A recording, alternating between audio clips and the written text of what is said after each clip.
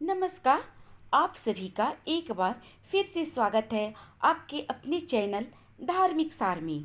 आज सुनेंगे शरद पूर्णिमा की कहानी। एक साहूकार था, उसकी दो बेटियां थीं। वो दोनों ही पूर्णिमा का व्रत करती थी। बड़ी बेटी हमेशा अपना व्रत पूरा करती और छोटी बेटी हमेशा व्रत को अधूरा छोड़ देती। साहूकार ने अपनी दोनों बेटियों का विवाह बड़ी धूमधाम से किया और कुछ समय के बाद दोनों गर्भवती हुईं और दोनों ने बच्चे को जन्म दिया।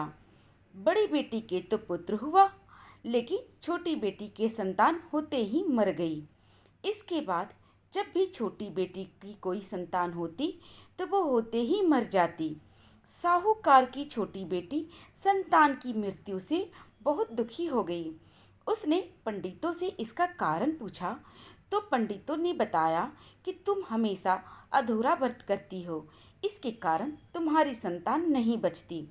अगर तुम पूर्णिमा का व्रत पूरे विधि पूर्वक पूरा करोगी तो तुम्हारी संतान जीवित रहेगी। उसने पंडितों के कहे अनुसार पूर्णिमा का व्रत पूरे विधि पूर्वक किया। उसके बाद उसे एक लड़का हुआ, परंतु वो भी होते ही मर गया। उसने अपने मरे हुए लड़के को एक पट्टे पर लेटाया और फिर उसे चादर ओढ़ा दी और फिर वो अपनी बड़ी बहन के पास गई और उसे बुला लाई। उसकी बहन जैसे ही उसके घर आई, उसने अपनी बहन को बैठने के लिए वही पट्टा दे दिया। बहन जैसे ही पट्टे पर बैठने लगी तो उसका घाघरा उस बच्चे को छू गया। घाघरा छूते ही वह बच्चा जीवित हो गया और रोने लगा। तब उसकी बड़ी बहन बोली, तुम मुझ पर कलंक लगाना चाहती थी, मेरे बैठने से तेरा बच्चा मर जाता तो।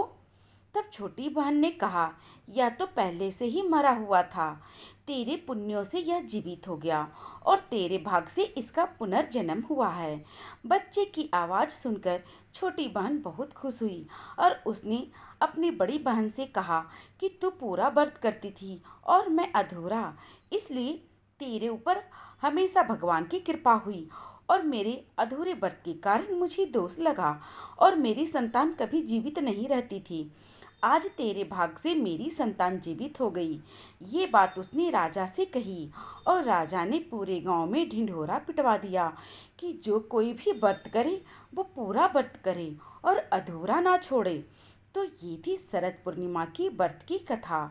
आपको यह कहानी कैसी लगी कमेंट करके ज़रूर बताएं और साथ ही मेरे चैनल धार्मिक सार को सब्सक्राइब करना ना भूलें।